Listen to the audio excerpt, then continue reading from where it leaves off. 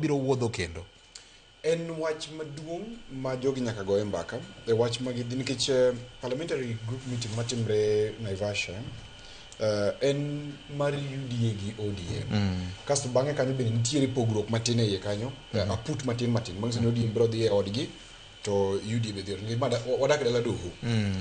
To e dala doho mar siasa ni mbak zoni nyaka tine wachi nikech kane jaduong' chiwo lo to ochiwo ni lopi to ma joka nyang'ane. Nok ochiwo ni ma mar joka nyang'ane. Koro joka nyang'ane nyaka winjre. Ni to ang' wachiemo e abind jaduong' godhiambo koso ang' wadhi wachiemo e ute minewa.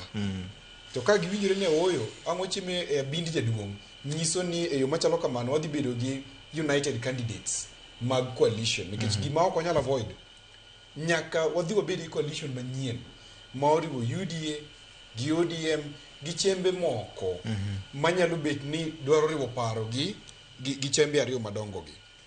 Mane aka jiwacho ni koro gichiemo e abind jaduong' kata od jaduong'.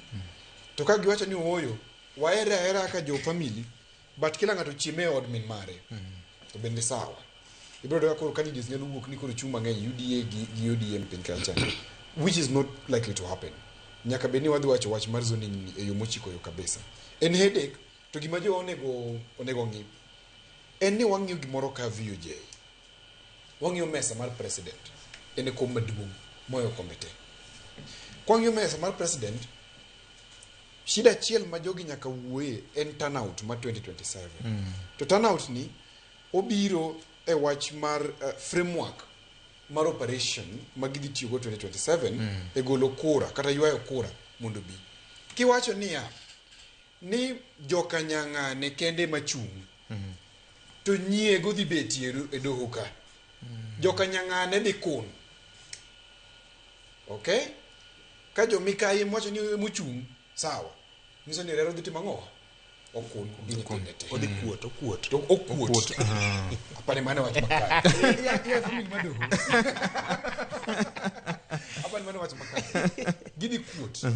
To ka kuot bedie, dhi tamo ker mar yudo kura mang'eny mogik monyalo e Luo Nyanza. Okay. Omiyo gima sama gigo bura no nyaka wawuo kodgi nikech wambe wadak e Kenya ka.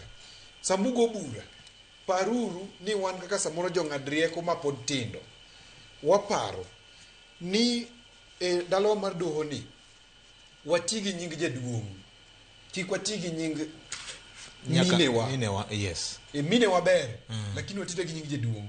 Jaduong' moriwo dala. Jaduong' moriwo dala ma en ker.